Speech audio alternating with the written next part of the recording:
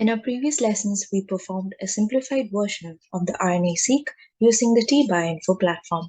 But did you know that it is also possible to perform differential gene expression analysis at the end of the standard RNA Seq pipeline? We will explore this briefly in this video.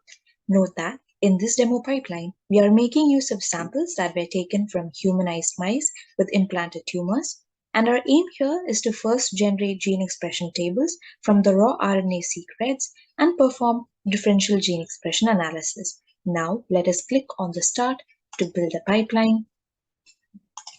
The steps remain the same as we have covered in a previous video. First, we have the pre-processing step that makes use of Trimmomatic and PCR clean.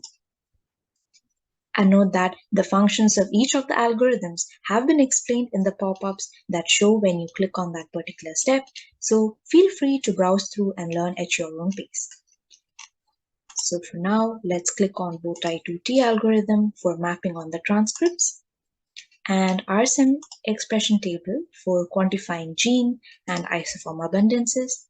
And finally, let us click on the DESEQ2 option for differential gene expression analysis. And then click on End.